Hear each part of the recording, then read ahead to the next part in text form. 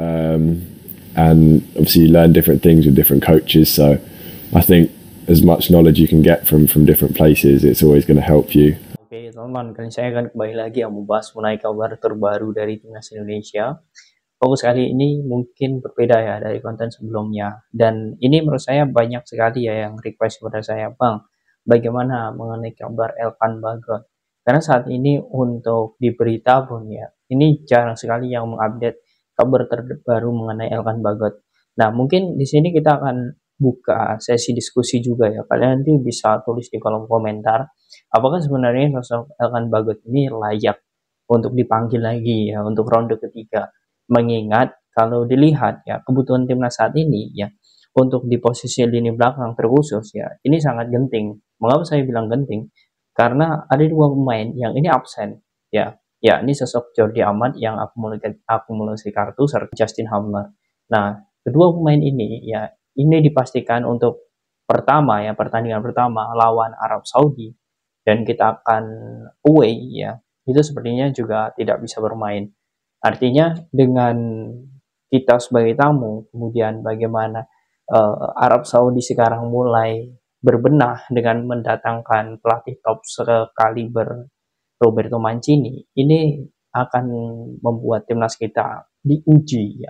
Ini membuktikan bahwa sebenarnya kita akan melihat ya bahwa sebenarnya di posisi belakang ini sangat teruji sekali.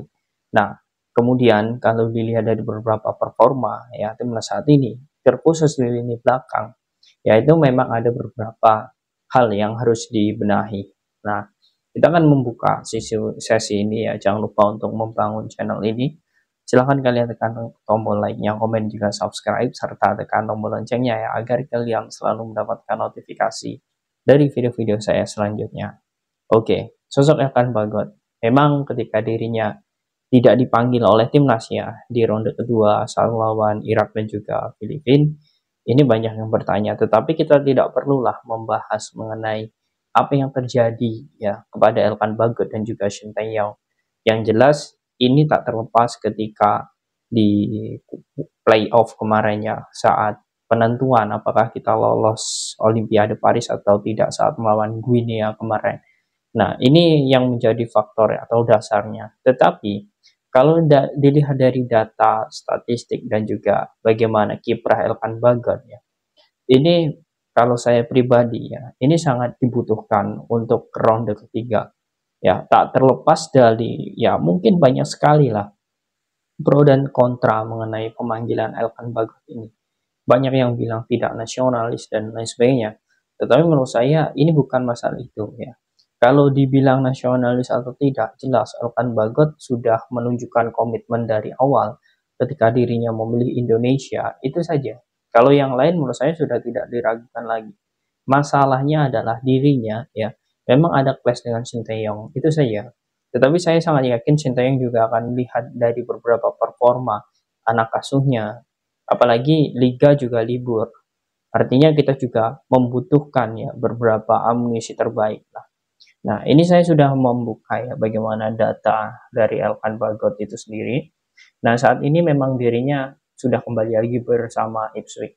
Tetapi musim lalu ya dia dipinjamkan di Bristol ya, di Bristol Rovers, dan dirinya menurut saya di Bristol ini berkembang dengan pesat sekali teman-teman.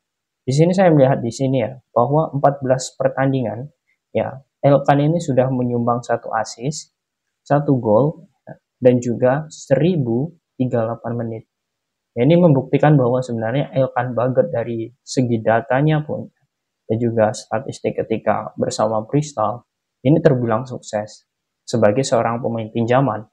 Artinya dia memiliki tanggung jawab bagaimana dia harus kembali ke klub ya, klub utama dengan baik ya. Dan ini membuat menurut saya untuk kiprah Elkan Bagot ke depan ya di championship ya, di divisi championship ya, di League One ya, di divisi 3 ya, Liga Inggris ya, menurut saya ini masih terbuka lebar ya untuk selalu bertahan kiprahnya di situ. Oke, kalau dilihat dari statistiknya juga, dari mulai tanggal awalnya ketika dia mulai debut ya, itu dia bermain ya cuman 1 menit ya. Ini awal sekali debut itu di bulan 2 ya, bulan 2 tanggal 3. Kemudian dia mulai konsisten ya di bulan 2 tanggal 7 ya. Dia bermain 90 menit, 90 menit. Kemudian dia bermain 28 menit, 45 menit ya. Kemudian dia selalu naik ya, performanya selalu naik, bermain 90 menit, 10 menit hingga di sini bermain hingga tanggal 20 bulan 4 2024 90 menit. Jadi total dia bermain itu 1000 menit. Bukti bahwa dia selalu menjadi pilihan di Bristol. Kalau dilihat stamina, kemudian bagaimana dirinya berkembang di divisi 3 Liga Inggris ya. Ini saya lihatnya dari ketika dirinya bersama Gillingham, kemudian kembali lagi ke Ipswich ya, kemudian dia ke Bristol ini teman-teman. Ia menunjukkan bahwa peningkatan performa dari Elkan Bagot ini sudah sangat signifikan. Jadi kalau kita melihat bagaimana kebutuhan dari timnas Indonesia saat ini ya, dengan beberapa pemain seperti Justin, kemudian Jordi yang cedera, ya menurut saya Elkan Bagot tetap akan menjadi prioritas. Walaupun ya ini lagi-lagi kembali ke keputusan pelatih. Pelatih yang mengetahui semuanya, pelatih yang akan mengambil keputusan. Tetapi dari segi data dan juga beberapa statistik, menurut saya Elkan layak. Ya, ini lagi-lagi ya, September ini bukan lama ya. Menurut saya ini sebentar lagi, kita Juli, Agustus, September, kurang lebih ada 3 bulan lagi. Nah, sedangkan 3 bulan ini kita juga lihat ya, kita sudah bahwa seperti Liga saat ini sedang turun, kemudian dari satu juga sedang turun. Jadi ya mungkin nanti ada beberapa pemain yang turun performa fisik, kemudian turun performa cedera, dan juga beberapa hal yang lain kita tidak tahu. Artinya di awal ya untuk di ketiga ini sangat penting. Apakah kita bisa menang, imbang, atau seri ya, ataupun kalah ya? Ini kita tidak tahu. Yang jelas kita sangat membutuhkan seperti sosok Elkan. Nah, itu. Kemudian kita dalam squad.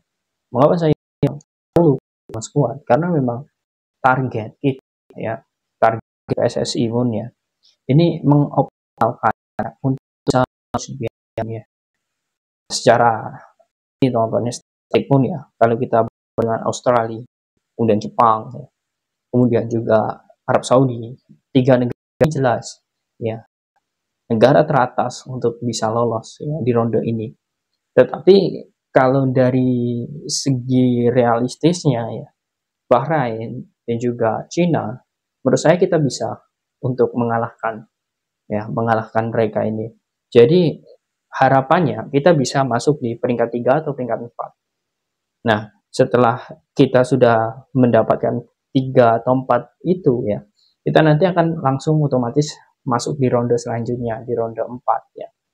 Nah, itu nanti akan ada satu tim yang akan merebutkan gelar juara dan juga lolos di Piala Dunia ya.